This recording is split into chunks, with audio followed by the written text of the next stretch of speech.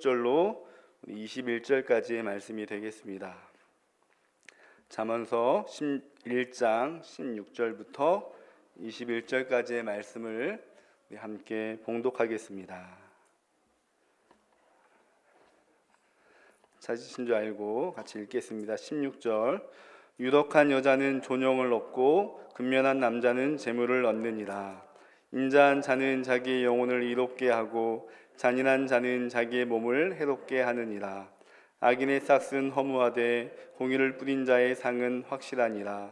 공의를 굳게 지키는 자는 생명에 이르고 악을 따르는 자는 사망에 이르느니라.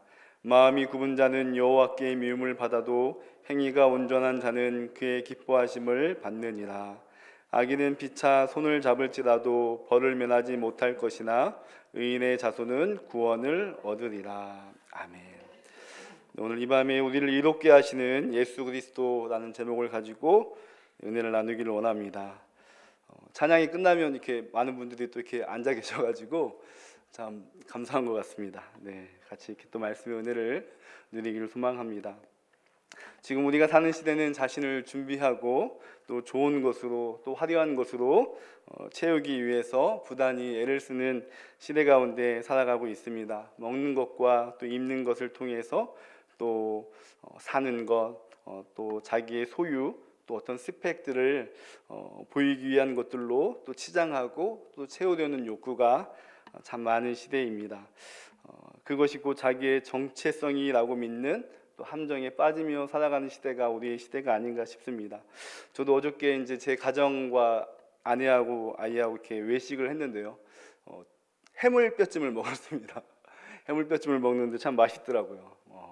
참 그러면서 매일매일 이렇게 돈이 많이 있어가지고 외식을 이렇게 하고 싶은 거 하고 막 뷔페 가고 하면 참 좋겠다라는 생각을 이전에도 했지만 다시 한번 하면서 참 그런 것이 있으면 좋겠다는 생각도 하고 또 오늘은 좋은 차를 또 갖고 싶다라는 생각을 하게 되었습니다.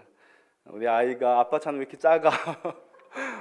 그래, 야, 좀만 기다려라. 아빠가 차 박을 수 있게끔 이제 곧 산다 하는데 차도 갖고 싶고요. 참 우리 삶에 채우고 또 누리고 싶은 것들이 참 많이 있는 인생을 우리가 다 살고 있지 않나 싶습니다. 여러분 한 주 동안 어떤 것을 생각하고 또 어떤 것을 구하면서 또 채우며 살아왔습니까?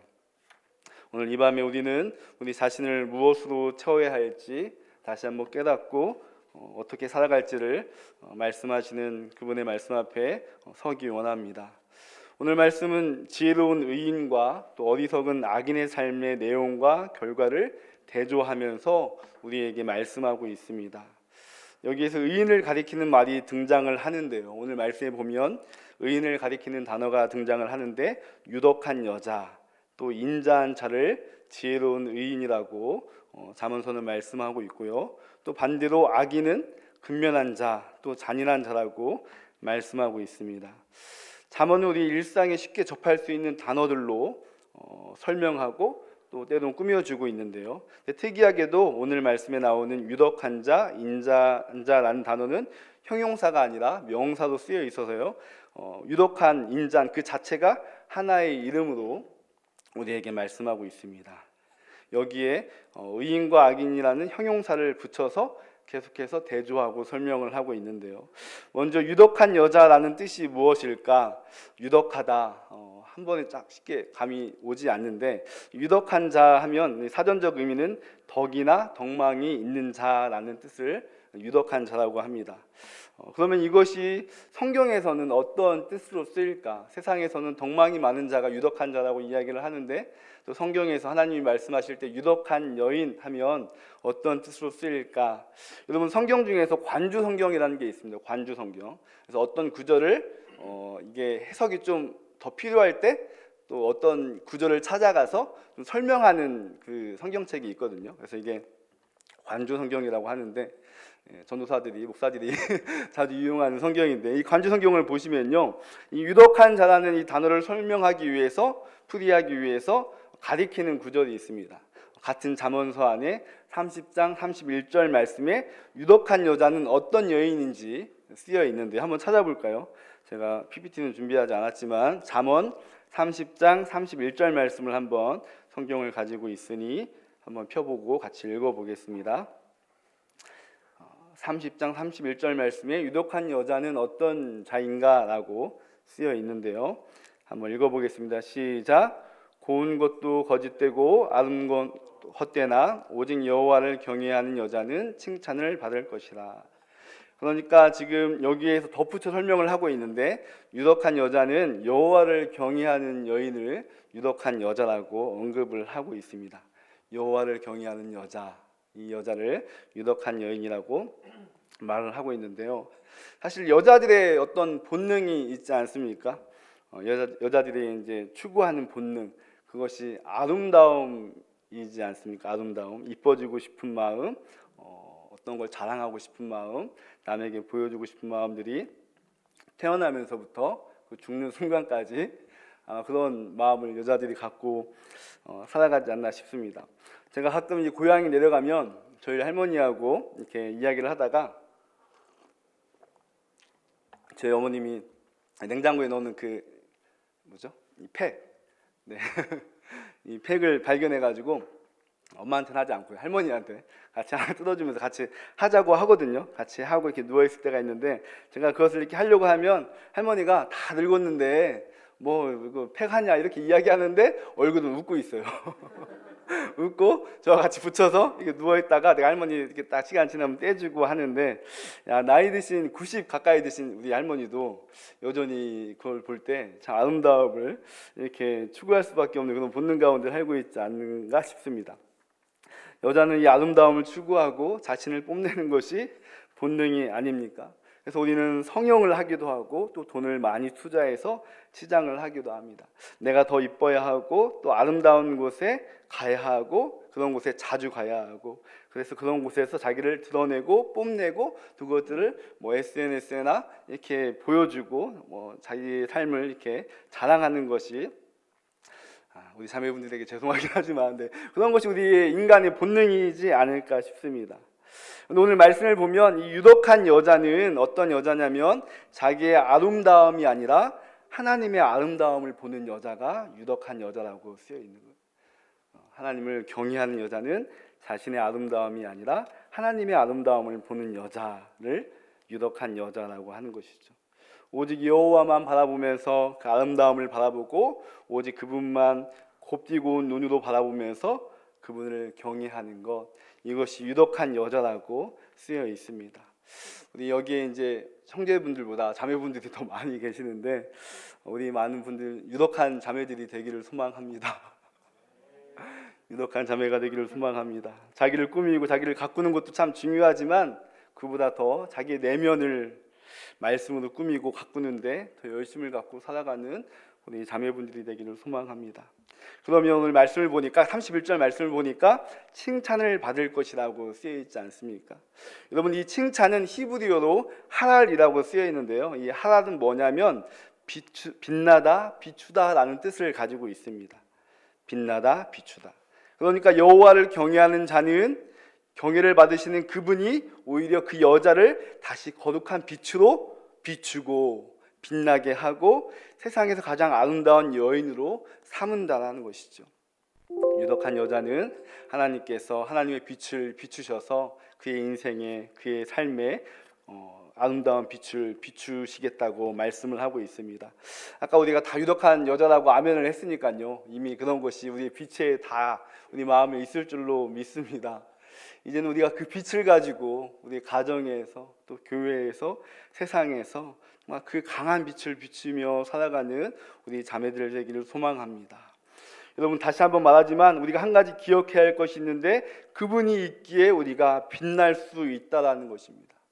우리 스스로 빛을 낼 수 없는 우리를 그분이 우리 마음 가운데 오셔서 비추시고 우리가 빛이 될 수 있게끔 주님이 만드셨다는 사실을 기억합니다. 이 빛이 어디에서부터 오는지, 그분이 비추기에 우리가 빛날 수 있고 빛을 전할 수 있다는 것이죠.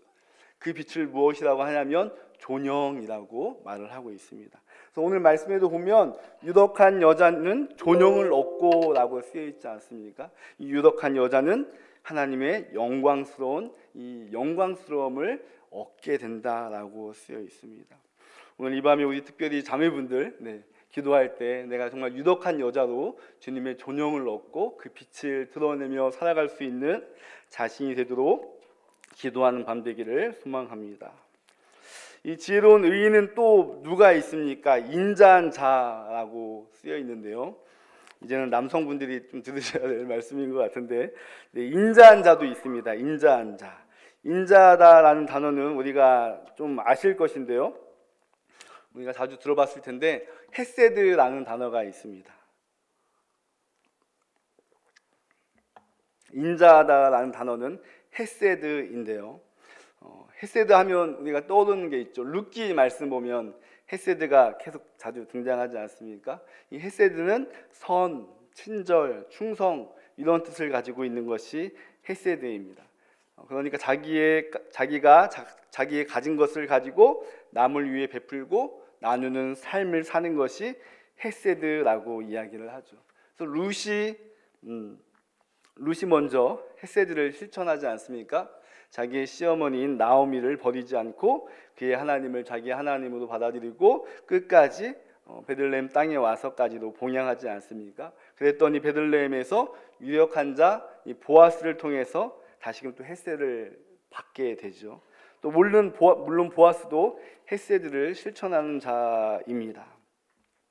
그래서 우리 인자한 자는 이 헤세드를 실천하는 자라고 이야기를 하는데, 우리 마태복음 5장 7절 말씀에 보면 이 헤세드를 실천한 자에게 주는 복이 있습니다.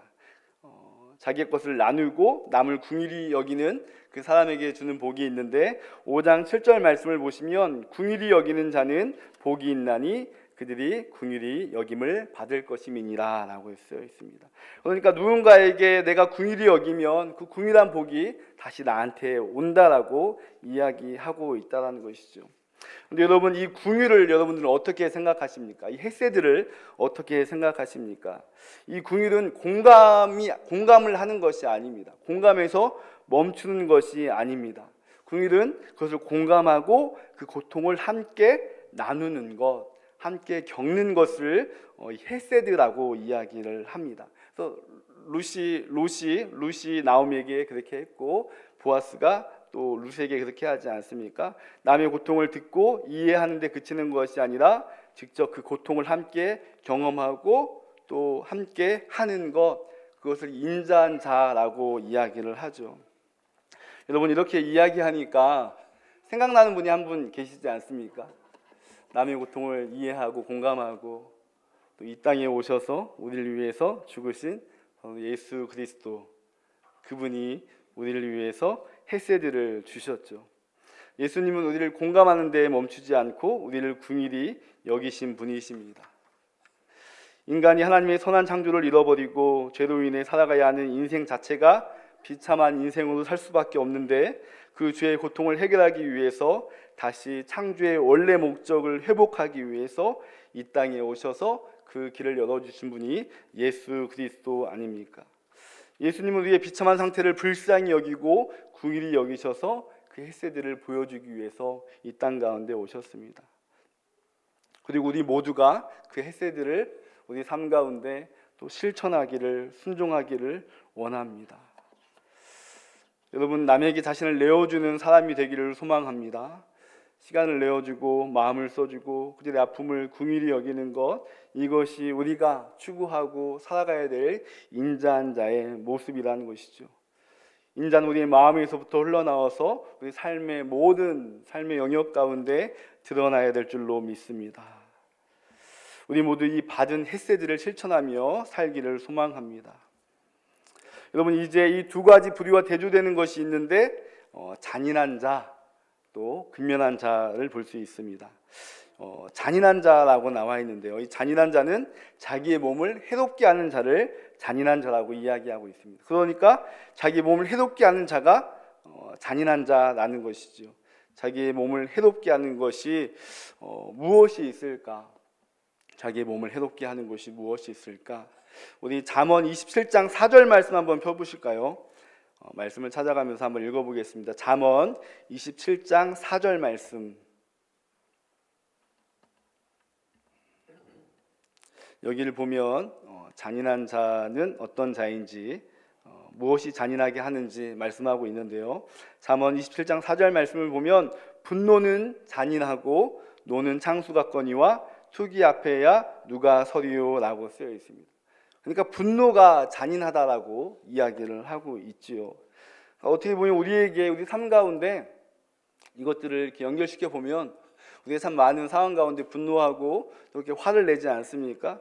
우리가 참 하나님 앞에서 이 잔인한 자로 살아가는 것을 볼 수가 있는데요. 또 한 가지 이 잔인한 자는 잠언 5장 9절 말씀에 보면 이렇게 쓰여 있습니다. 제가 읽어드리겠습니다. 두렵건대 내 존영이 남에게 잃어버리게 되며 내 소환이 잔인한 자에게 빼앗기게 될까 하노라 라고 쓰여 있습니다. 그러니까 잔인한 자는 자기에게 있는 하나님의 영광스러움을 잃어버리고 생명을 잃게 되는 자가 잔인한 자라고 쓰여 있는 것이죠. 이것을 볼 때 잔인한 자는 악한 자라고 볼 수가 있습니다.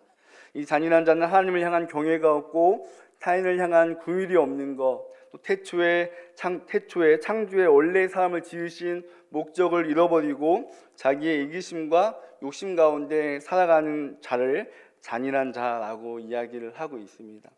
그러면서 그 삶의 결과가 어떠한지 우리에게 오늘 말씀하고 있는데 18절부터 21절 말씀을 보면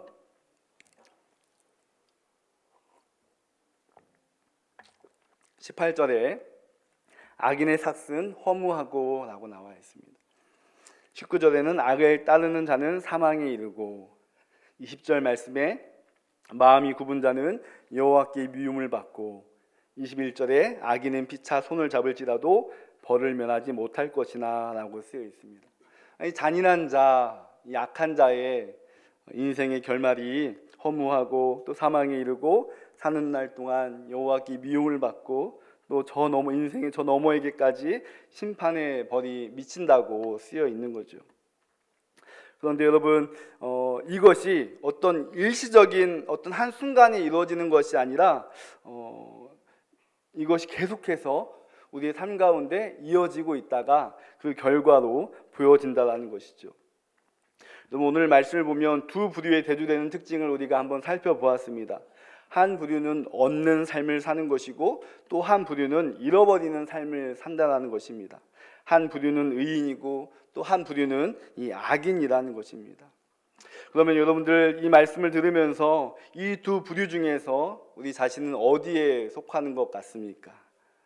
우리 자신은 어느 상황에 어느 자에 속하는 것 같습니까? 유덕하고 인자한 자입니까? 아니면 잔인에 가까운 자의 삶을 살고 있습니까? 오늘 하나님 우리에게 그렇게 묻고 있습니다. 너희는 어느 부류에 속하는 것 같느냐? 여러분 우리는 죄인이자 의인이죠. 죄인이자 의인입니다. 우리 안에는 이 두 성품이 혼재에 있어서 우리는 늘 믿음으로 반응하지 못하고 죄인의 성품과 습관을 따라갈 때도 많습니다. 또 반대로 우리 안에는 하나님의 의가 있어서 우리도 하나님을 기뻐하고 즐거워하고 예배하고 찬양할 때에 정말 영적으로 도전하고 싶다는 마음들이 우리 안에서 흘러나오죠. 우리는 이 두 마음 사이에서 갈등하고 고민하며 죄인이자 의인으로 살아가고 있습니다. 그래서 야고보서에서는 두 마음을 품지 말라고 경고하지 않습니까? 두 마음을 품지 말라. 근데 우리 삶을 보면 어떤 것 같습니까? 우리는 두 마음을 품을 수밖에 없는 육체적인 한계 안에 갇혀 살아가고 있지 않습니까? 어쩌면 오늘 말씀을 쭉 읽어가면서 악인의 이야기가 우리 삶에, 우리 마음에 더 많이 와닿지 않을까 싶습니다. 공의를 뿌린 자, 공의를 굳게 지킨 자, 행위가 온전한 자라는 단어가 나와 멀게 느껴지는 그런 심정이 우리 안에 있지는 않습니까? 그러나 여러분 우리가 이 세상을 살아가면서 두 본성이 충돌하고 갈등하고 신음하며 살아가지만 놀라운 것은 하나님은 우리를 의인으로 불러주셨다는 것입니다. 우리의 신분을 죄인의 상태에서 의인의 상태로 바꿔주셨다는 것입니다. 죄의 육신에 매여 있지만 하나님은 그분의 성품을 우리에게 다시 주셨고 또 우리가 그렇게 살아갈 수 있도록 튼튼하게 인도하고 있습니다. 우리에게 그리스도의 거룩한 옷을 입혀주고 또 우리에게 존용을 주고 또 우리가 우리 영혼이 이롭게 될 수 있는 그 은혜를 우리에게 주셨다라고 이야기하고 있습니다. 우리의 존재가 변화되었다라는 것이죠. 그것이 어떻게 가능하게 되었냐면 21절 말씀의 마지막 하반절, 의인의 자손은 구원을 얻으리라 라고 쓰여 있습니다. 그러니까 영원한 제사장이요 선지자요 왕이신 예수 그리스도의 충만하신 그 은혜 때문에 그분의 의가 우리에게 전가되어서 그가 이제 우리의 의가 되었다라는 것이죠.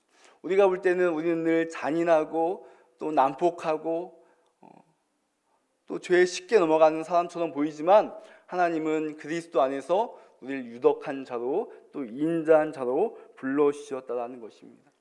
이것이 하나님께서 우리에게 주신 자녀됨의 특권이라는 것입니다. 사랑하는 성도 여러분, 죄로 인해 비참한 상태로 죽을 수밖에 없는 우리를 예수 그리스도께서 십자가의 죽으심과 은혜를 통해서 다시 우리에게 의를 심어 주셨습니다. 우리 마음이 그것을 새겨 주셨고 우리가 죽는 날까지 다음 하나님의 나라에까지 우리 이마에 인을 쳐주셔서 약속해 주셨습니다. 여러분, 주님의 행하신 일로 우리가 의인의 삶으로 변화되었음을 기뻐하고 또 감사하는 밤이 되기를 소망합니다. 유독하고 금면하지 못한 우리를 그 타락에서 구원해 주셔서 주님의 그 공의와 그 정의로 인해서 십자가의 은혜로 인해서 우리를 다시 온전한 자로 받아주신 그 하나님의 은혜에 감사하며 찬양하는 것이 이 밤에 우리가 할 것이 아니라면 무엇이겠습니까? 다시 한번 우리의 마음을 좀 다독거리면서 우리 안에 한 주간의 삶을 보시면서 우리가 정말로 채워야 할 것이 무엇인지를 기억하고 이 밤에 찬양하며 나아가기를 소망합니다.